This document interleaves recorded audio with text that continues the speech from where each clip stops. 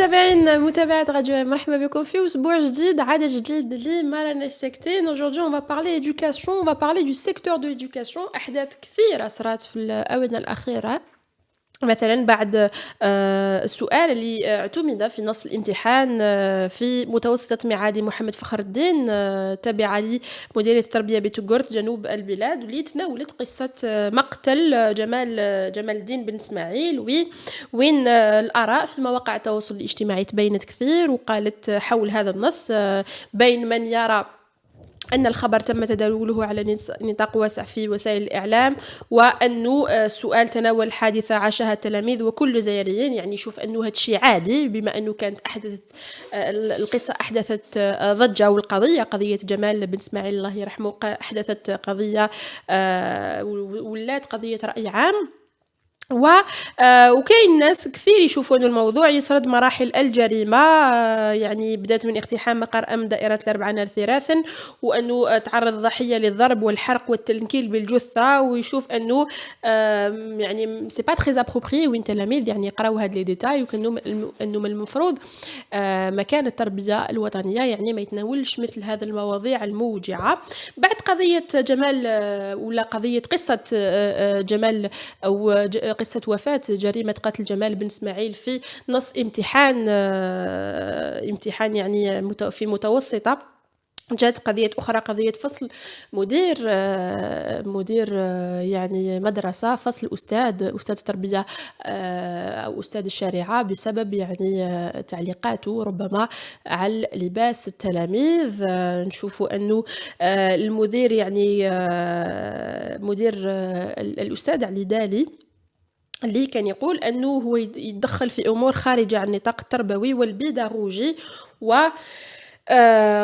قال أنه من المفروض أن الأستاذ حتى ولو علق على لباس الفتيات موش يعني من دور الأستاذ. وهذه الحادثة أو القضية لأنها أصبحت قضية رأي عام دارت كثير من التعليقات في مواقع التواصل الاجتماعي، وانقسمت الآراء بين من كان مع الأستاذ، مع يعني تصرف الأستاذ علي دالي، ويقول أنه مهما كان يعني الأستاذ علي دالي يعني هو أستاذ وينصح تلاميذه والتلميذات باللباس المحتشم، مع أنه اللباس المحتشم يعني كل واحد مفهومه الخاص للباس المحتشم. وكاين ناس يقولوا لا بالعكس، يعني ما كانش مفروض أنه يتدخل، وهذا يخرج عن نطاقه البيداغوجي والتربوي. كل هذه القضايا اللي يعني شغلت الرأي العام في الآونة الأخيرة تخلينا يعني نطرح تساؤلات في عددنا اليوم. يعني ما هي التربية، وما هي يعني وش من المفروض أنه يتعلموا الأطفال داخل المراكز التربوية داخل المدارس؟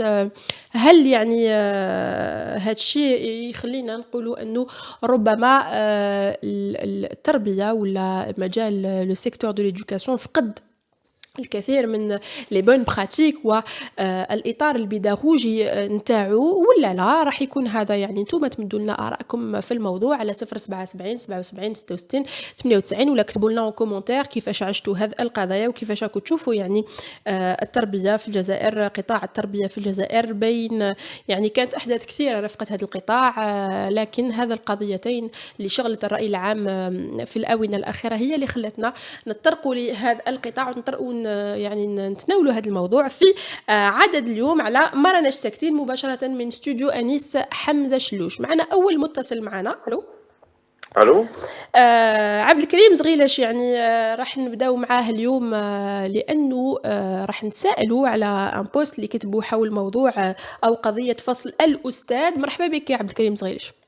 بونجور مدام، مرحبا بك معنا في مرناش ساكتين. احنا يعني حبينا انك تشارك معنا باش نعاودوا نولوا لبوست كتبته. انت قلت انا انتظر من المدرسه الجزائريه ان تدرس ابني كيفيه الذهاب الى المريخ وليس كيفيه الذهاب الى الجنه. كيفيه الذهاب الى الجنه مسؤوليتي انا كأب. تعليقك ربما على الموضوع مدام. معنا عبد الكريم؟ هذا السوجي مدام يعني جو كرو جميل. راك تسمع فينا؟ وي تري بيان، اليزي. هذا السوجي il est récurrent en Algérie. ce sujet là يعني كل دخول مدرسي هذا الموضوع يرجع بطريقه او باخرى. نعم. باش نظن بلي الناس كامل متفقين على النقطه هذه. بالك في ال10 سنين هذو اللي عداو هذا الموضوع يرجع كل سنه خاصة فيما يخص مادة التربية الإسلامية. نعم. واش صرا مع الأستاذ هذاك. اهم. وانا دوك نحاول يعني نجاوب بطريقه اسمها كما على حسب البوست هذاك بعد. نعم، نعم. البوست انا والله كنها حطيته يعني ما كنتش نظن راح يتسمى يتداول بهذه الطريقه هذه، انا حطيته عشوائيا تقريبا. اهم. لأنه يمس قضية اللي ولات قضية رأي عام، قضية فصل الأستاذ علي دالي، وكذلك اللي جات بعد قضية نص اللي يتناول نص يعني امتحان اللي يتناول مقتل جمال بن إسماعيل. لا لا لا لا، اسمع فيما يخص مادة التربية الإسلامية يعني اهم. بهذه النقطة سبيسيالمون. اهم. Je suis en train de vous répondre, je vais vous répondre pas d'un côté pédagogique ou psychologique, où je vous réponds comme un parent اهم. اللي عنده طفل في المدرسة. نعم. هذه المادة التربية الإسلامية ماهيش كيما الرياضيات والكيمياء ولا الشيمي ولا الفيزيك المفاهيم عند جميع الأساتذة في جميع المدارس في القطر الجزائري عندهم نفس الطريقة في التعليم.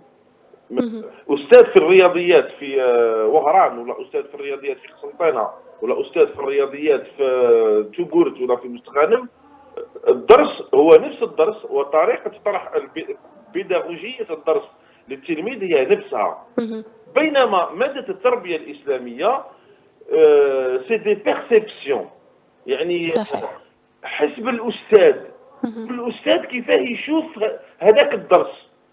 يعني هذه النقطة تبان لي باللي تكون هذه النقطة هي أساس، je vais pas dire le problème، مش تكون من أساس الخلاف peut-être la divergence dans les façons de voir les choses فيما يخص التربية الإسلامية. كل أستاذ، مع احتراماتنا بيان سور لجميع أساتذة التربية الإسلامية يعني على القطر الجزائري، اهم. كل أستاذ يمد نفس الدرس حسب مرجعيته هو، حسب رؤيته هو، وحسب je dirais sa compréhension de la religion. صحيح. هذا ما يسمىش تعليم، هذا ما بقاش تعليم، هذا ولا طرح أفكار لأطفال في عمرهم 10 سنين، ما بقاش تعليم هذا. لكن ولا نفس المادة نفس الدرس يطرح على التلاميذ بطريقة مختلفة من مدرسة إلى أخرى، هذا خارج نطاق التعليم وخارج نطاق البيداغوجيات واش لازم ولادنا يتعلموا في المدرسة الجزائرية. اهم. اهم. نظن بلي هذا الكلام يبقى لوجيك، يعني هذا الكلام منطقي. نعم. الجزائريين بزاف يتفقوا يعني على هذا الكلام. لهذا انا اسمع شوي بارتي دون لو سونس هذاك لو بوست بهذه الفكره، وليس يعني ضد بون حنا دخلنا في الجزائر ثاني في واحد الفكر عظيم تاع واحد ضد الاسلام ومع الاسلام. صحيح. صحيح. يعني ايفيتون هذا السوجي هذا. صحيح. ولهذا الشيء قلت انا لما تحدثت يعني في كي بديت الحصه تاع اليوم، قلت انه حتى كلمه اللباس المحتشم تبقى مختلفه، كل واحد مفهومه عن اللباس المحتشم. فباش ما نهضروش على قضيه الدين الاسلامي شريعه ولا لا، مع او ضد التعليم الشريعه في المدارس، لكن ربما هذا التصرف هل هو فعلا يعني يدخل في النطاق التربوي والبيداغوجي ام لا؟ وين تحبس ولا وين يحبس دور الأستاذ ودور المدرسة في توجيه ربما التلاميذ وطرح الأفكار؟ Oui, c'est clair ça. C'est ça le problème, c'est ça صلب الموضوع، انها تولي راجعه للنظره ولا جو ديغي ليديولوجي دو بروفيسور، ايديولوجيه الاستاذ. الاستاذ راح يشوف اسمه لو بونطالون بور اون فيات، une fille, une adolescente ou un pantalon, يشوفوه هو ماشي محتشم peut-être في راسه، ولا une jupe ولا je sais pas comment صحيح. les gens là. وكان أستاذ خلاف عنده la jupe ولا البنطلون c'est pas attention، c'est un habit normal. Donc مادام مادة تدرس في المدرسة، ماشي الأستاذ كشخص الذي كي با بروندر لا ريسبونسابيلتي يطرح الفكرة حسب النظرة نتاعو، سينو هذه ما بقاتش مادة تدرس في المدرسة، خرجت عن نطاق المدرسة. واش ينتظر لي بارون، سكو لي بارون اتوند سكو ليكول دوا فير افيك لوز انفون. صحيح انه الأطفال يعني راهم يجوزوا أكبر وقت من نهارهم في المدرسة، ولمّا نشوفوا يكون طرح مثل هذه الأفكار ربما يغيّرهم عن التربية ربما تاع الأولياء اللي كانوا حابين التربية اللي كانوا حابين الأولياء يمدوها للأطفال تاعهم. هنا نشوفوا إنه دور المدرسة يعني مهم جدًا في هذا المرحلة من العمر تاع الشخص. Oui, on peut partir encore un peu plus, madame. Là, on est en train de parler d'enfants. اهم، C'est-à-dire, moi je vais parler de mon fils. Voilà. اهم، Mon fils a 10 ans. Mon اهم، fils. Quelle est la perception d'un enfant dans une classe d'école où on lui parle de mort, on lui parle d'enfer. ما نحكيش دوك على الاستاذ، نحكي على الطفل. لا مانيش نهضر على الاستاذ. نعم، الطفل كيفاه يتلقى هذيك المعلومه تاع اللي تهضر له على الموت وعلى النار وعلى بيتو لو بون مون عرب مو لي با تري بون جهنم يعني سي لونفون. اسكو هو كيفاش يشوف في مخيلته كي تحكي له على القبر ولا تحكي له على الموت ولا تحكي له على جهنم، في المخيله نتاعو في عمره 10 سنين ولا 8 سنين ولا 12 سنه كيفاه راهو يتلقى في هذيك المعلومه. اسكو هذيك المعلومه وقتها انا نظن التربيه الاسلاميه، وانا ماشي نظن متاكد بلي التربيه الاسلاميه لازم تقرر كي الاولاد يبلغوا 18 طون. انا من الناس اللي نقولوا بلي التربيه الاسلاميه هذه لازم تتقرر الاطفال كيف في عمرهم 18 سنه ويكون مخهم كامل وجامد باش ما يغلط يتلقاو هذوك المعلومات وهذوك لي زانفورماسيون بطريقه صحيحه. الطفل كي تقول له انت راح يتخيل، عنده مخيله، تعطيه انت معلومه ولوي يفا لا ترانسفورمي اون ايماجينير، يفا ايماجيني دون سا تيت. الطفل كيما تحكي له على الرب على الاله يتخيل الرب هذا. صحيح، صحيح، يعطيه صحيح. فورم، يعطيه une forme.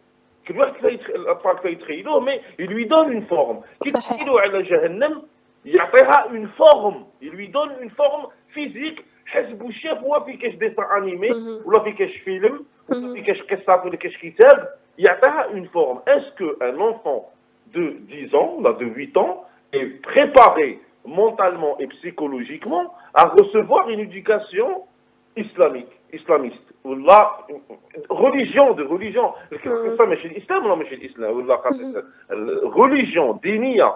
نظن انا يعني بكل صراحه يعني نظن باللي التربيه الدينيه لازم تكون الناس اللي عندهم اللي بالغين ومخه ناضج باش يقدر يتفهم كل واش يحاول الاستاذ يعقب له كم ميساج. نعم، شكرا جزيلا عبد الكريم صغيرش مدير إذاعة سبرقان. إلى اللقاء. ميرسي مدام، au إلى اللقاء، au revoir.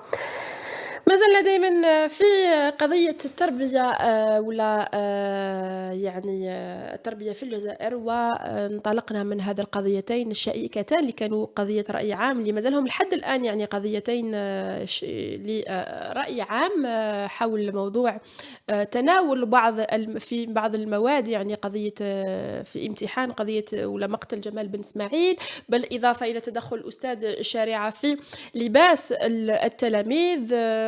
يعني ما حش يكون مع أو ضد يعني الأستاذ ولا مع أو ضد هذا سلوك الأستاذ، لكن قضيتنا ولا موضوعنا اليوم هو موضوع التربية.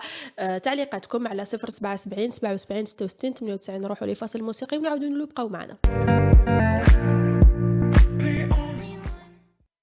ألوغ محمد جمعون ويقول حتى في السويد اللباس المحترم مطلوب في المدارس، أما في الشاطئ والملاهي حاجة أخرى، يعني ما نخلطوش. من جهته غزيون دي زاد كور ويقول أين أموال وثروات الشعب المنهوبة.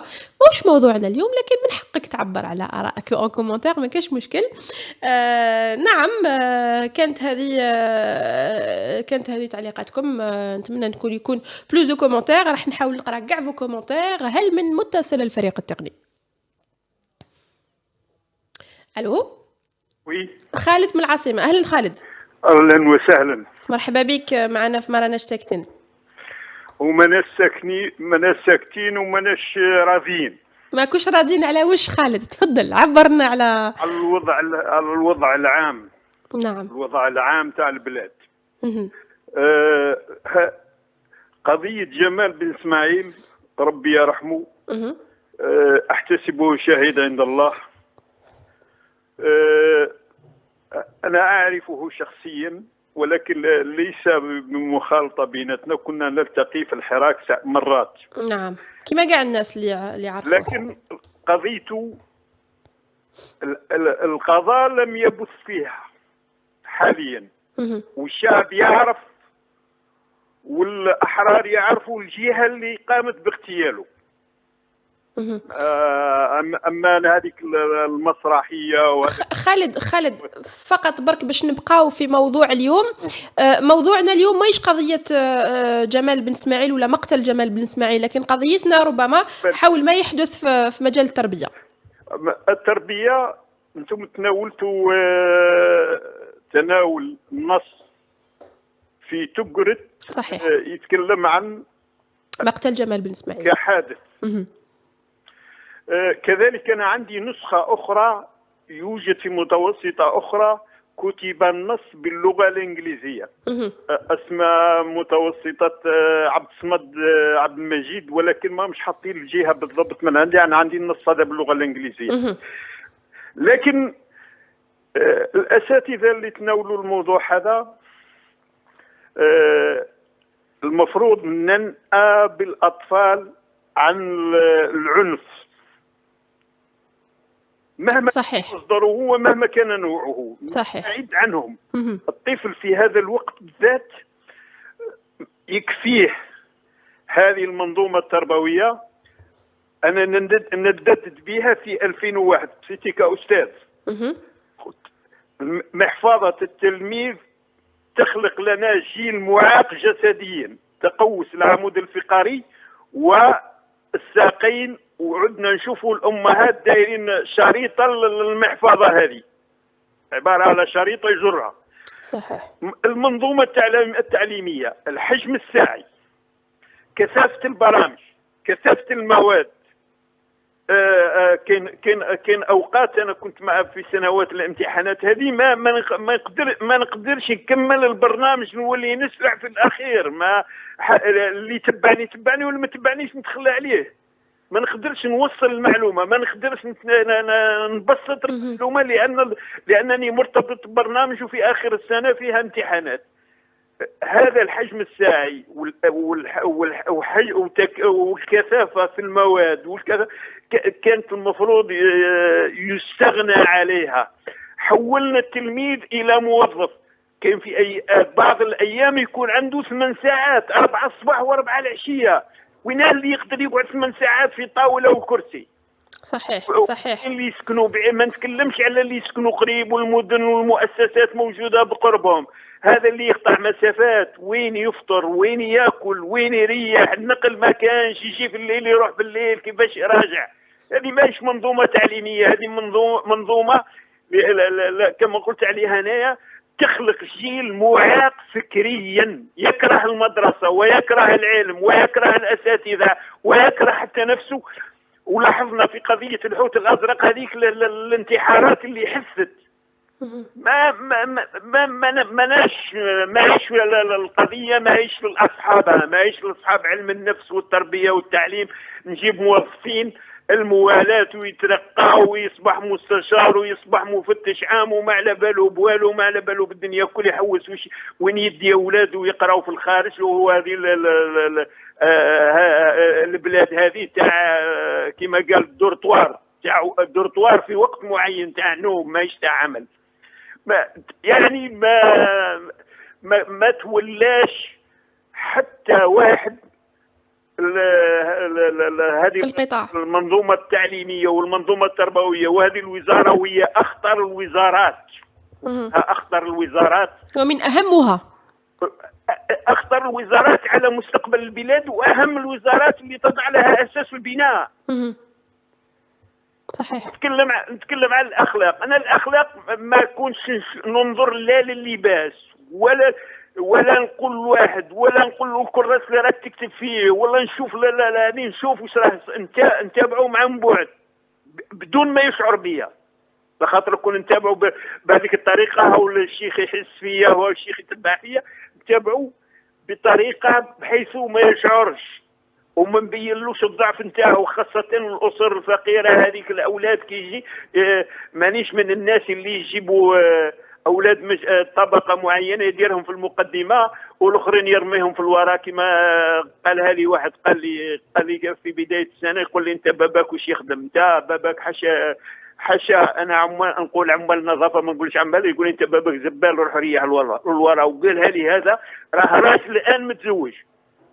كارثة كارثة كارثة. كاين في بعض الاشخاص هاك عبادة المال، ما نعبد لا مال ما نعبدك انا نظن انه المشكلة اكبر من انه يكونوا اشخاص عبدة المال، لكن لما الاستاذ او الشخص يتحط في مكان موش ليه، لانه استاذ من المفروض ويربي في جيل موش هنا باش يعني كل هذا الشيء يخرج من الاطار البيداغوجي والتعليمي للطفل.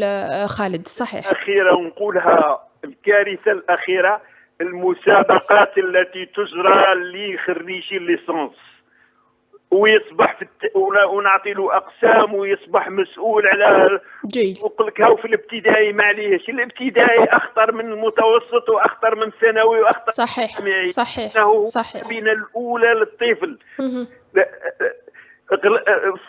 يعني الوزاره تخلات عن واجبها. هذه المعاهد اللي كانت تخرج للتعليم الابتدائي والمتوسط والثانوي تخلوا عليها، لأنها أصبح عندهم فائض يتخرج من الجامعة. الفائض هذا اللي يتخرج من الجامعة لازم تكوين. صحيح. لازم تكوين. كاين وين يكون شخص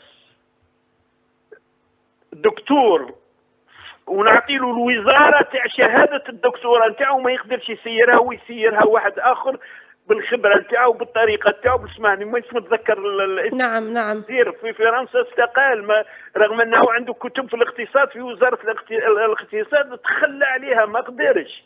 نعم. ما كاين فرق بعيد بين النظري والتطبيقي والمعامله والانسان المؤهل للمنصب هذا وغير المؤهل هذا.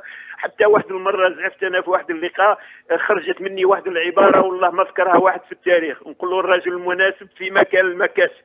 صحيح. خالد استاذ خالد، يعني بريفمون برك لانه الحوار شيق معك، لكن للاسف وقت الاتصال محدود. الله يسلمك. اخر فكره يعني، تفضل خالد.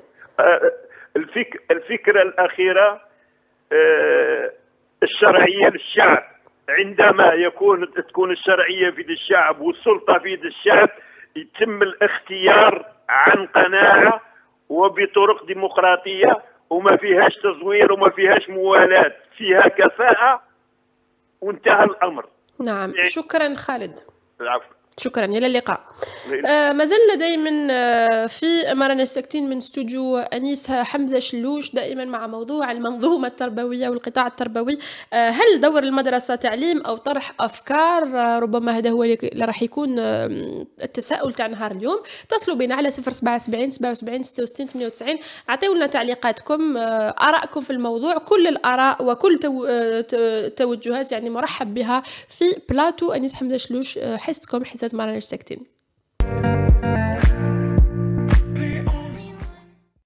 عودة مجددا لبلاتو مرنا الساكتين، هذه المرة من البليدة مع عبد الرحيم. أهلا عبد الرحيم. مرحبا بك انت في مرنا الساكتين. الله يسلمك الله يعيشك. قل لي عبد الرحيم، كيف ترى يعني الأحداث هذه المرة اللي مست ربما ولا اللي جات من قطاع التربية؟ كيفاش راك تشوف يعني، هل دور المدرسة تعليم التلاميذ، تعليم الجيل الصاعد، أم طرح للأفكار؟ والله غير en voyant l'émission justement je voulais parler de ça. جاب لي ربي المدرسة الجزائرية خرجت كاع عن الهدف تاعها وتحولت من مدرسة للتعليم والتربية، حتى التربية والتعليم، إلى وسيلة لنشر أفكار شخصية. وهذا نشوفوه في مختلف الأمور، مش في الأحداث اللي أنا نشوفه فيها récemment mais beaucoup plus que ça. احنا au lieu que société on va critiquer le programme lui-même, ou là on va parler, c'est pas rien que pour critiquer du programme lui-même. جاب لي ربي selon l'aperçu اللي ماهوش يتوافق مع اعمار، ماهوش يتوافق كي نشوفوا دي ليفر ولا دي تروك جو بارل سور ان بلان دو بروغرام. تشوف طفل في السنه الرابعه يقرا une matrice alors que هو مازال ماهوش حافظ جدول الضرب بان با. لا سي بيزار. كاين دي بيرسون نو في وسط هذا كاع اوليو نهضروا على المنظومه و كيس كون اون تران دو برودوير كيس كو ليكول الجيريان est en train de produire, qu'est-ce qu'elle est en train de donner à la société sur tous les plans. Là, on trouve que le sujet de débat, toujours, c'est كاين البعض ينشر أفكاره الشخصية في المدرسة، بعض الآخر de l'extérieur, il critique ce qui se passe pour défendre l'idéologie تاعو هو ثاني. بلا ربي المدرسة الجزائرية خرجت تماما عن الهدف البيداغوجي تاعها، الهدف البيداغوجي تاعها. دونك كو سا سوا انا بور نو با بارلي استاذ الشريعة ولا لو سوجي اللي داروا في ليكزامان، اون با بارلي اون جينيرال. باسكو مام انا نبعث وليدي ولا بنتي يقرا حتى وتقريه وتقريه كما نقولوا احنا وزارة التربية والتعليم، حتى وتربيه وتقريه il faut le faire avec un programme qui est bien étudié.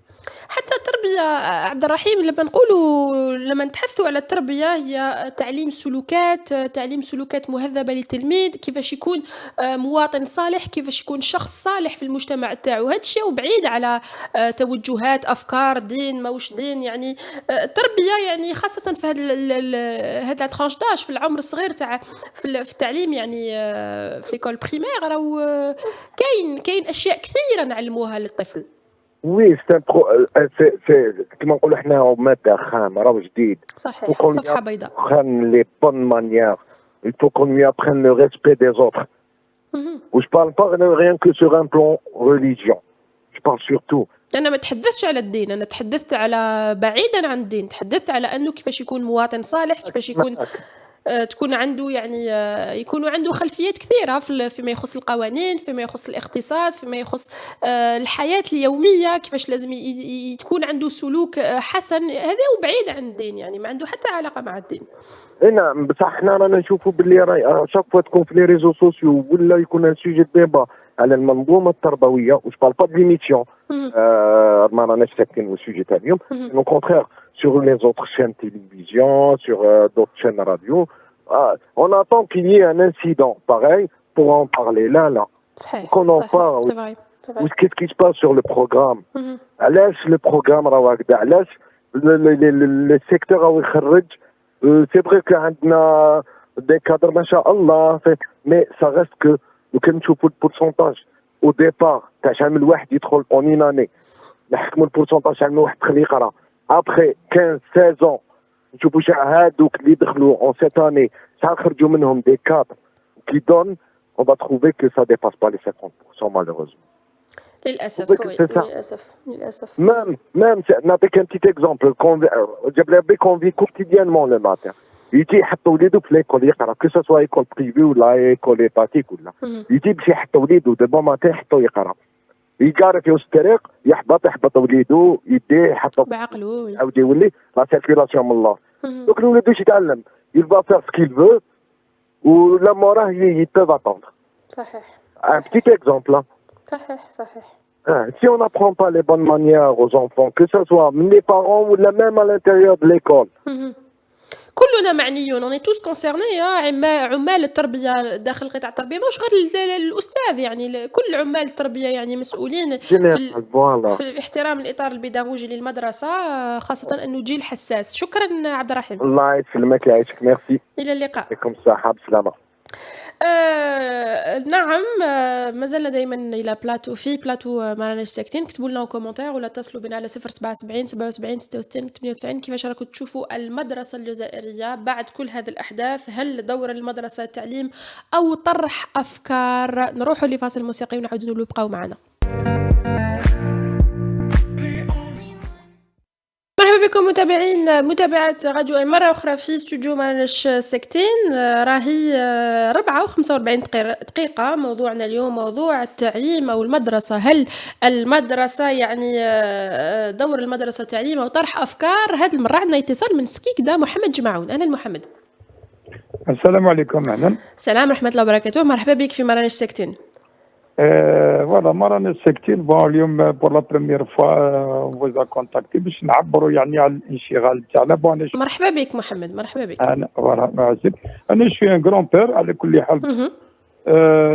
عاقبنا ولادنا ربيناهم وقريناهم على كل حال ودرك رانا متقلقين على يواننا على احفادنا كما يقولوا. صحيح.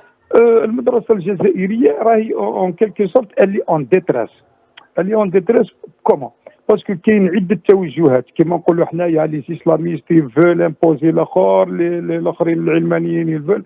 الور يا مون افي كنا نديروا يعني ان فيلم هكذا على الشيء على الاحداث اللي عدت علينا في الجزائر باللي حنا في الستينات والسبعينات اون ايتي تري بيان فورمي اون ميم نيفو كو يعني كما نقولوا حنا والصاير في العالم برا. اليوم لا ريغريسيون تاع ليكول الجيريان ما عندهاش مثيل. Je vous cite par exemple l'exclusion des uns par les autres, etc. Par exemple, le problème d'exclusion. C'est-à-dire comme les composantes qui sont en Algérie, comme les islamistes par exemple, qui ou l'ilmaliyin, ils se mettent d'accord, il y a un point commun, la formation نتاع الانسان دو دومان. وليكزامبل لا جينيراسيون دو دومان. وي كاين باغ اكزومبل راك تسمع فيا؟ وي راك اون ديريكت انا نسمعوا فيك. بون في ان اونسيان نافيغاتور وين نجيبوا لانغي اترافير يعني توت لا بلانيت. باغ اكزومبل ان المان سي اون تروف ان انفون يعني ان انفون à l'âge de كيما نقولوا حنا موان دو 16 في الاكستيريور برا يديوه ديريكتومون الكوميساريا ويعيطوا لوالديه بور سيكسبليكي واش راه يدير. علاش؟ وي الوقت هذاك سي لا فورماسيون نتاع الراجل المستقبل، يعني نفورميو الانسان. شوف من العام الاول نتاعو حتى ل 16 سنه نبنيو الانسان الصالح اللي قادر يخدم امه ويقوم امه ويقدر يدير من بعد البوليتيك ويقدر يخدم فلوس. صحيح. يقدر يروح الجنه. سادير خدمناه ديجا عطينا له ان مينيموم ريكي بور افرونتي. اليوم احنا كما يقول لك ساعات نسمعوا من الناس يقول لك 40 سنه دراري. سي فري 40 سنه دراري جات لي جوردير بار دوسي لو بالكون يلكراش بارتير ما عندناش عبد. Par exemple, en Angleterre, j'ai assisté où un enfant في البريمير يتعلم يعوم. Et on lui apprend à nager, à savoir nager في البريمير, etc. حنايا سي ما عندك ما تحكي اون ديتريس. درك حنا واش نقولوا لي كومبوزونت بوليتيك اللي كاين في الجيري يعني هادو كيما جبدنا على الاستاذ هذا اللي في معسكر وكذا.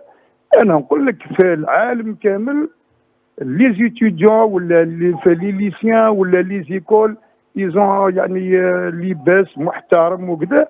سي با ليكول سي اون ايكول. سي دايور البام فرنسا با تري لونطون سيتي كيما نقولوا حنايا يفو اتر بيجيك. الامريك نقولوا الامريك بيوريتان. كل واحد يعني المفهوم تاعو تاع اللباس المحتشم جماعون يعني. بون انا سي با كل هو المفهوم تاعو يفو با كيلي اتونتا لا بيدور. وي تو افي. يفو كل مستور هذا ما كان. المفروض يكون احترام القانون الداخلي لكل مدرسه. من المدرسه ديجا ريفونو القوانين. ما كاش قوانين في الجزائر. القانون الداخلي واش من قانون انا بون جي ما فام كي اونسينيي يجيو الولاد على اونسينيي دون ان ليسي. يجيو الولاد تقول لهم يسون تران يريحوا ديفون لي ليسي بالنص ساعه يهضروا يعيطوا يشوتيو يكونفوكي والديهم ولا حاجه يقولوا لهم انتم واش دخلكم فيهم. ستادير يا با دو كيفاش دو ريغور. يعطيك الصحه ما كانش كورديناسيون entre parents, professeurs, proviseurs, etc. في الدول المتقدمه اللي شفناهم كما انا جي اسيستي خطره بعض التلفزيون بيان سور هذيك اوبرا هذيك اللي يسموها الامريكانيه على لا فيولونس في لي ليسي في الامريكان. عيطوا لي بارون، حضروا لي زيلاف، حضروا لي ريبريزونتون دي شيريف، حضروا الناس الكل. عباك في الواحد هذاك خرجوا بالنتيجه ايزون ريسبونسابيليزي لو بروفيسور، قالوا له انت هو الكابتن ابور، يو ار ذا كابتن اون بورد، ستادير انت هو براسك. سي ان بروبليم فوز الي ابلي لا بوليس، سي ان بروبليم تاع اللي لازم يريغليوه لي بارون فوز ابلي ريسبونسابيلي لي بارون. كاين قانون، حنا وما عندناش قانون. ستادير انا نقول لك صح، انا كيما نسقسي لي بروفيسور يقريو هكذا، يقول لك ما عندناش قانون، قانون غير واضح ملتوي. صدير كما يعني يحب يقول لو بوفوار الجيريان ما نجمش لو بوفوار الجيريان درك يدير لك قانون بصح كيما نقولوا حنا في سكيكدان يطوطوا كيما الكاوتشو. نعم نعم، مطاطية القوانين. نقول لك باغ اكزومبل عبد فايل في فوتر فوا. محمد جمعون، شكرا جزيلا على المشاركة تاعك. نعم شكرا. إلى اللقاء، شكرا جزيلا. هيا صح. إلى اللقاء. 10 دقائق تفصلنا عن نهاية عدد اليوم. تقدروا عندكم فرصة تتصلوا بنا وتشاركوا معنا، تعبروا عن آرائكم كما كل الناس اللي عيطت لنا اليوم على 077 77 66 98. راهو الرقم تحت الشاشة، تشوفوه تحت الشاشة، ولا كتبوا لنا كومنتير راح نحاول نقرا تعليقاتكم. خليل برا بيغا ويقول لنا cette thématique mérite vraiment une émission. Je sais pas si c'est un questionnement, un étonnement ou une affirmation. خليل. زموري سمير ويقول لنا très beau thème, bravo. راح يعني احنا نحاولوا نطرقوا لمواضيع تهم ونشوفوا انها تهم الرأي العام وننقلوا يعني حديث الرأي العام لبلاطو ما راناش ساكتين. نروحوا نسمعوا موسيقى ونعاودوا نبقاو معنا. عودة مجددا لبلاطو أنيس حمزة شلوش اللي ما راناش ساكتين. معانا سعاد سريباي مسؤولة في مؤسسة تعليمية. أهلا وأستاذة. نعم، مرحبا بك في ما راناش ساكتين. الله يسلمك، ميرسي. تعليقك حول ما يحدث ولا بعض يعني القضايا اللي خدات اللي ولات قضايا رأي عام في الجزائر، قضية اللباس المحتشم وفصل أستاذ التربية ولا أستاذ الشريعة، كذلك يعني قضية التطرق لمقتل جمال بن إسماعيل في موضوع امتحان بتفاصيل الجريمة. يعني هل المدرسة دورها التعليم أو طرح أفكار؟ سعاد سريباي. يا بون على كل حال c'est vrai que ce qu'on dit c'est on éduque d'abord, c'est vrai qu'on est dans l'éducation avant l'instruction. L'école doit transmettre des valeurs certes, mais comment vous dire, il y en a la limite de cette transmission de valeurs, elle ne doit pas aller au-delà de la vie privée de l'individu. Et donc de l'élève. Comment vous dire, je pense que l'école doit aussi correspondre à un idéal. C'est une politique à assumer. Donc soit on est dans des écoles orientées religieusement ou moralement, ou ce sont des écoles laïques et neutres, donc chargées de transmettre des valeurs de citoyenneté, de bonne morale, voilà. Donc je pense que ce sont le rôle de l'école, à mon sens, en tant qu'enseignante. Oui. Non, je ne dois pas imposer mes idées. C'est vrai que peut-être qu'on confond un peu discipline entre la discipline qu'on doit observer dans un établissement scolaire et Souad Salibay, quand vous parlez de discipline, est-ce que vous citez les profs ou la discipline des étudiants? Parce que là, c'est différent. Si, ça va dans les deux sens. La discipline s'impose sur les deux. Oui. Je ne peux pas imposer une discipline si l'enseignant ne l'est pas. Oui. Ça n'est pas possible. Moi, je vous dis, par exemple, pour la tenue vestimentaire, elle doit être correcte, c'est clair. Qu'elle doit être correcte. Mais elle devrait être correcte pour l'établissement et pour le secteur, et non pas par rapport à un prof et son idéologie. Non, oui. Pas du tout. Oui. Oui. Moi je vous dis ça parce que bon, ça se fait même mondialement. Il il y a des critères à respecter. Maintenant, je ne peux pas imposer une façon de s'habiller à un élève, Oui. ni à l'enseignant d'ailleurs. Mais il faut pas se cacher la face. Il y a des de part et d'autre, hein, moi je vous dis il y a par exemple il y a des professeurs d'éducation islamique qui d'habitude portent une tenue qu'ils ont l'habitude, qui mal qamis et tout. Le qamis normalement il n'est pas admis. Ce n'est pas une tenue professionnelle, oui. Ce n'est pas une tenue professionnelle. Oui. Donc moi je me dis, si on considère que cette tenue n'est pas professionnelle, et est-ce que d'autre part, en contrepartie, je dois aussi accepter des tenues propres aux élèves qui seraient inadmissibles. Par exemple, des vêtements déchirés, et moi je suis désolée, je suis contre. Oui. Vous voyez? Donc, je pense que la meilleure solution, c'est d'imposer un uniforme scolaire aux étudiants, non? Vous êtes contre, Souad Salibay? Mais je suis pour à 200%. D'accord. Oui, je suis pour, oui, parce que moi je suis pour la neutralité, je n'aime pas que les identités soient affichées à l'école. Tout à fait. Ça reste une vie privée et ça ne doit pas interférer dans la vie scolaire, que ça soit d'une manière ou d'une autre. Nous n'avons pas, c'est-à-dire à partir du moment où il y a l'uniforme, tout le monde est logé à la même enseigne. Oui. Voilà, parce que notre objectif c'est l'instruction, c'est l'éducation. Maintenant, la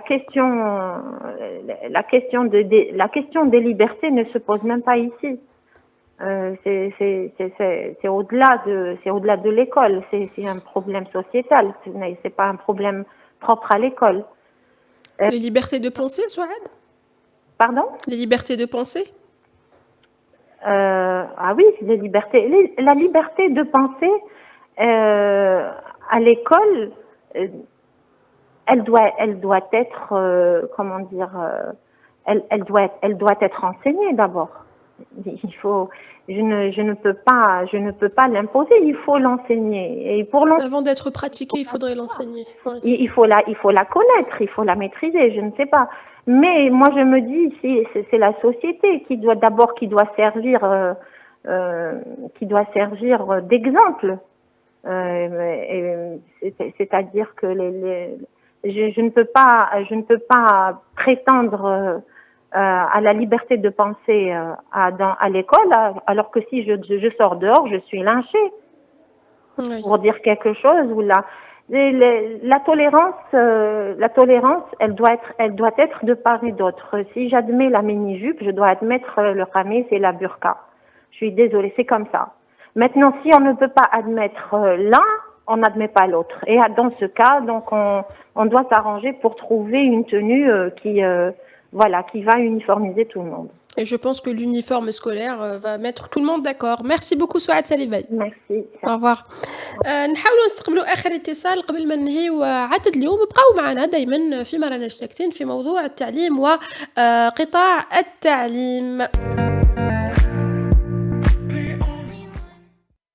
آخر اتصال لعدد اليوم أستاذ جامعي متقاعد سعيد بن مراد. أهلا. مرحبا بك. انت معنا سعيد بن مراد. شفت يعني في الآونة الأخيرة وش حدث يعني في المدرسة الجزائرية قضية جمال بن اسماعيل, donc le sujet d'examen qui raconte un peu le crime dont a été victime Jamel Ben Ismaïl, et aussi l'affaire de l'enseignant qui a été remercié, on va dire, parce qu'il a voulu imposer une certaine tenue à ses élèves. Est-ce que l'école doit apprendre aux enfants la conquête de l'espace ou bien le chemin vers le paradis? C'est la question du jour.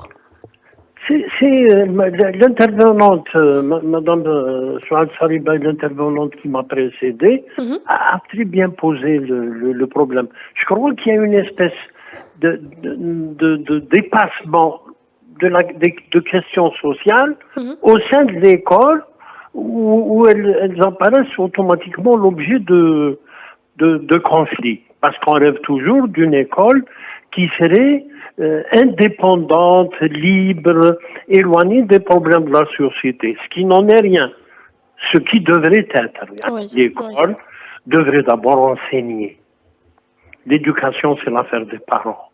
C'est l'affaire des parents, c'est l'affaire de la famille, c'est l'affaire de la société, du quartier. L'école, c'est d'abord un lieu où on enseigne. Le problème actuel, c'est que dans notre société, il y a une espèce d'hégémonie. Je veux dire, il y a un hégémonisme décomplexé de certains courants de pensée. Aussi bien في الزنقة ولا في l'école ولا في الحومات. Il y a une pensée, il faut dire, conservatrice, réactionnaire, qui impose un certain comportement qui ne convient pas à toute la société algérienne dans sa diversité. C'est-à-dire que dès lors, l'idéal est de préserver l'école. C'est-à-dire préserver l'école, Saïd. Préserver, mettre en place un règlement qui peut satisfaire à l'ensemble des partis. Oui. Donc, effectivement, une tenue décente, haja, un habit, par exemple, islamique, haja ukhra. C'est vrai. Même في هذا الميدان, donc il y a des courants qui considèrent que le hijab que portent 70% de nos épouses, sœurs et pas assez islamique. Et si on rentre dans ces considérations, on n'en sortira jamais. Je veux dire qu'on peut se mettre d'accord sur un concept qui est un habit correct. On peut une éducation tarbiya madaniya correcte qui puisse apprendre à un élève à se comporter correctement en fonction d'une idée plus large qu'on peut partager au sein de la société. C'est vrai, oui. C'est ça le problème.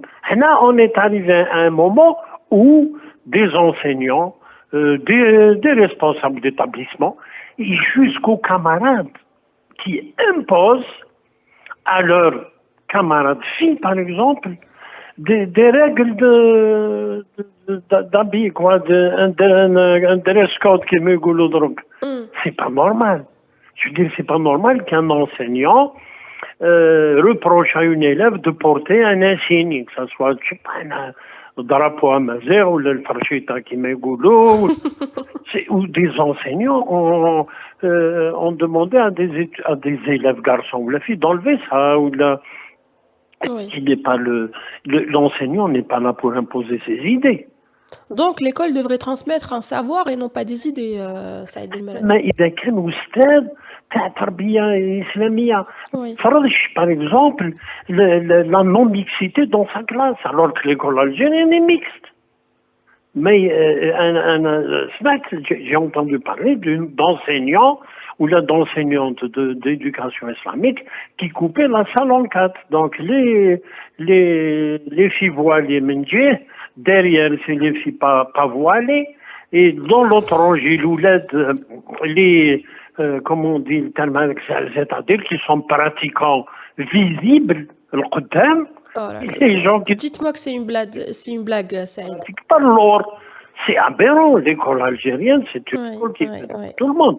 كاينش بلايص réservé في القسم للمتحجبات ولا المتبرجات ولا المؤمنين avéré ou pas.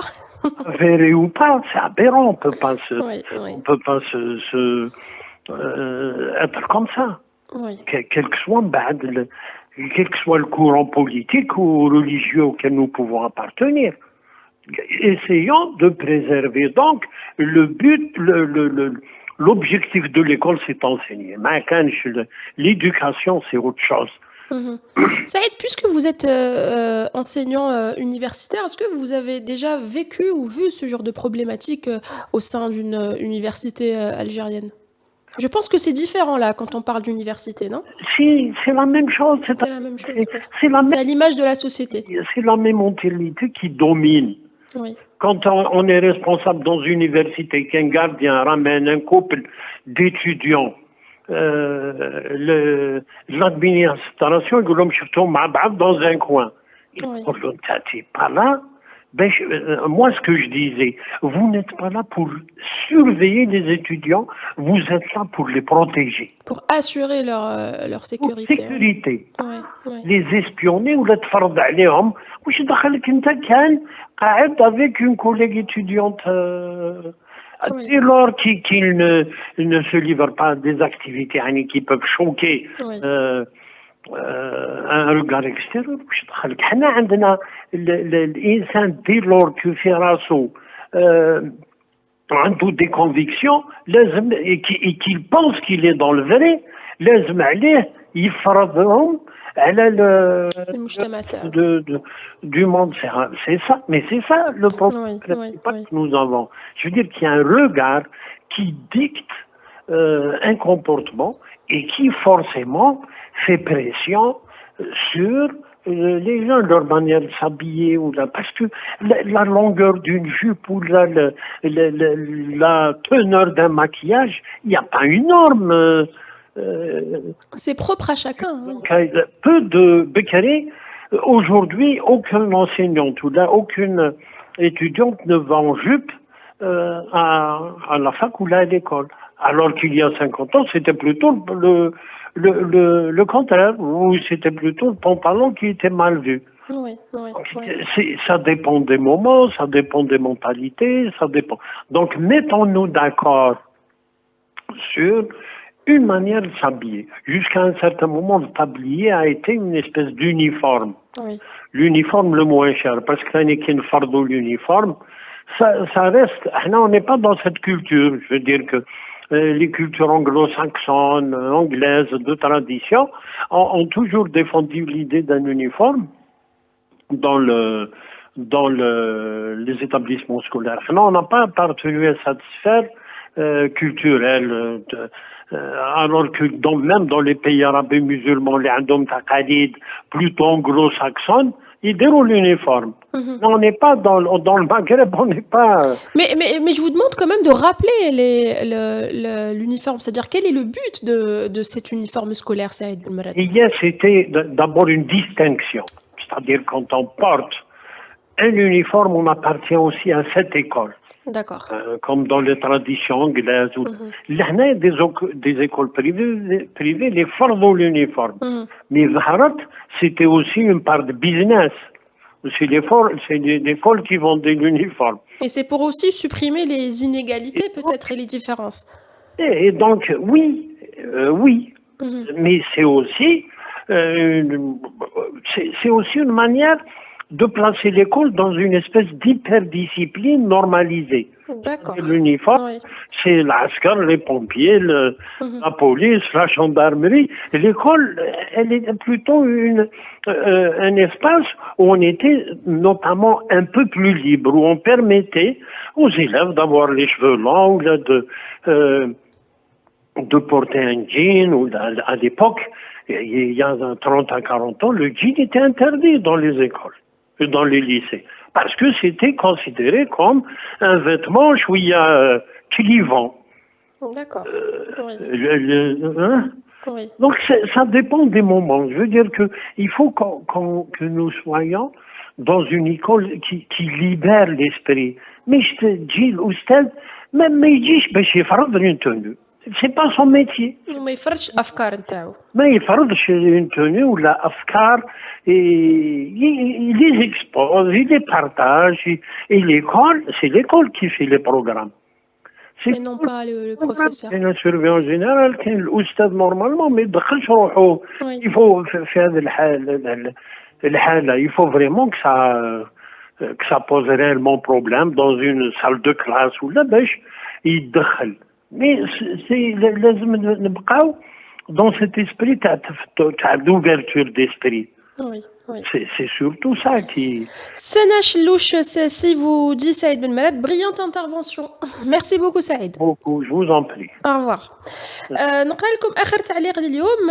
Saïd Hadouf qui nous dit l'école doit être neutre et laïque. L'école algérienne ainsi que le ministère de l'Éducation nationale sont tenus et dominés par des islamistes. Qu'est-ce qui empêche l'État algérien de ne pas suivre ceux qui nous dépassent dans ce domaine ? Les méthodes pédagogiques, les programmes, qu'est-ce qui l'empêche de construire des écoles au lieu de construire des prisons? C'était le dernier commentaire de ce numéro. يعطيكم صحة كل واحد شارك معنا، كل واحد حاول يتصل بنا. On a eu beaucoup d'interventions, beaucoup d'appels et des avis mitigés, des avis différents sur la thématique du jour. نعاود نقول لكم في عدد جديد، موضوع جديد، نفس القناة، نفس الفريق، وكالعادة والعوايد دائما الأفكار والآراء تبقى مختلفة. إلى اللقاء.